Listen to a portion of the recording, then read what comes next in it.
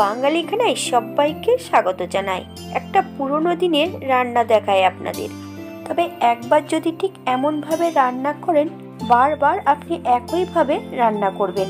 এটা স্বাদে অতুলনীয়। ছোট ছোট টিপস সহ আপনিও শিখে নিন। তবে আজকে আমি এখানে কিভাবে কাকলে মাছ দিয়ে কাঁচা টমেটো দিয়ে রান্না করলাম, চলুন সেটা একবার দেখে নেওয়া যাক। আজকে আমি রান্না করব কাকলে মাছ।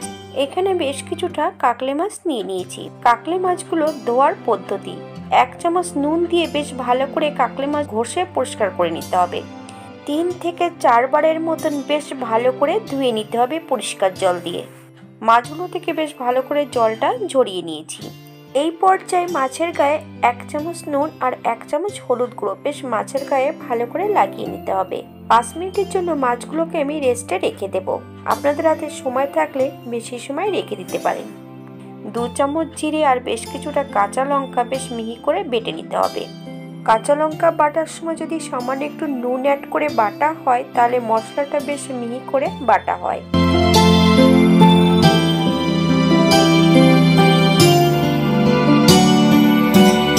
এই পর্যায়ে একটা কড়াইতে বেশ কিছুটা সর্ষের তেল অ্যাড করব। তেলটা গরম হওয়া পর্যন্ত অপেক্ষা করতে হবে। এই পর্যায়ে আমি 1/2 চামচ নুন অ্যাড করব। বেশ কড়াইতে ভালো করে নুনটা ছড়িয়ে দিতে হবে। নুনটা যদি ছড়িয়ে দেওয়া হয়, মাছ ভাজার সময় একটুও মাছগুলো কড়াইতে লেগে যাবে না।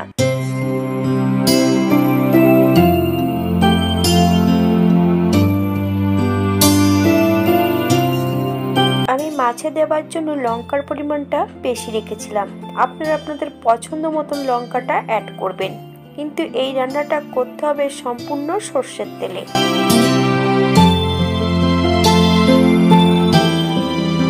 মাছগুলো বেশ উল্টিয়ে পাল্টিয়ে ভেজে নিতে হবে। আমি মাছগুলো ভাজছি মিডিয়াম আঁচে। হাই ফ্লেমে যদি মাছগুলো ভাজা হয়, মাছগুলোর উপর অংশটা ভাজা হবে, ভেতর অংশটা কাঁচা থেকে যাবে। তবে আপনারা আপনাদের পছন্দ মতন মাছগুলো ভেজে নেবেন।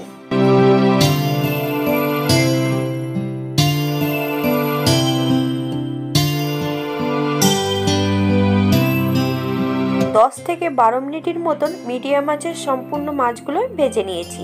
এই পর্যায়ে আমি মাছগুলোকে একটা সাইড করে রেখে দেব। একই তেলে রান্নাটা করব। ফোড়নে রেখেছি 1/2 চামচ কালো জিরে। ফোড়ন থেকে সুগন্ধ বেরোলে মিডিয়াম সাইজের একটা পেঁয়াজ বেশ মিহি করে কুচিয়ে নিয়েছি।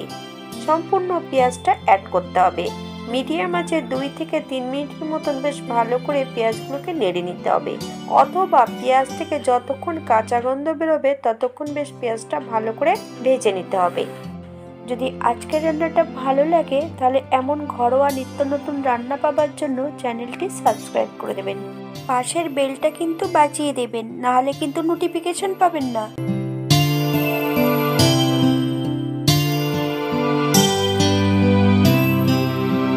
পেঁয়াজ ভাজার এই পর্যায়ে 3টে কাঁচা টমেটো দানা ছাড়িয়ে কুচিয়ে অ্যাড করেছি। আপনারা যদি পছন্দ করেন তাহলে দানা সহ অ্যাড করতে পারেন। টমেটো ভাজার সময় কোনো নুন অ্যাড করার প্রয়োজন নেই, কারণ টমেটোতে যদি আগের থেকে নুন অ্যাড করা হয়, তাহলে টমেটোর থেকে নিজস্ব জলটা বেরিয়ে গেলে টমেটোটা আর ভাজা হবে না। এই পর্যায়ে আমি সম্পূর্ণ বাটা মশলাটা অ্যাড করব। বাটা মশলার মধ্যে আমার কিন্তু নুনটা অ্যাড করা আছে, তাই এই পর্যায়ে আমি কোনো নুন অ্যাড করব না। মাছ এবং মশলা সমেত বেশ ভালো করে কষিয়ে নিতে হবে 2 থেকে 3 মিনিটের মতন মিডিয়াম আঁচে। এই পর্যায়ে সামান্য একটু হলুদ গুঁড়ো অ্যাড করব, সামান্য একটু নুন। হালকা হাতে 1 থেকে 2 মিনিটের মতন নেড়ে নিতে হবে। মশলা দেওয়া বাটি থেকে সামান্য একটু জল অ্যাড করব। বেশ মশলাটা ভালো করে কষিয়ে নিতে হবে, অথবা মশলা থেকে যতক্ষণ তেল না ছাড়বে ততক্ষণ বেশ মশলাটা কষিয়ে নিতে হবে। এই পর্যায়ে 1 চামচ সর্ষে বেশ মিহি করে বেটে নিয়েছি। বেশ কিছুটা জল দিয়ে সর্ষেটাকে ধুয়ে নিতে হবে। আপনাদের যতটা গ্রেভির প্রয়োজন ঠিক ততটা জল সর্ষে বাটার মধ্যে অ্যাড করবেন। এই পর্যায়ে 4টে কাঁচা লঙ্কা অ্যাড করেছি। আপনারা যদি পছন্দ করেন তাহলে গোটা লঙ্কার পরিমাণটা বাড়িয়ে দিতে পারেন। 5 মিনিটের জন্য ঢাকা দিয়ে রেখে দেব, যাতে মাছ ও টমেটোগুলো সেদ্ধ হয়ে যায়। এই পর্যায়ে আমি গ্যাসের ফ্লেমটা অফ করে দিয়ে হাফ চামচ কাঁচা তেল আর বেশ কিছুটা ধনেপাতা কুচি অ্যাড করব।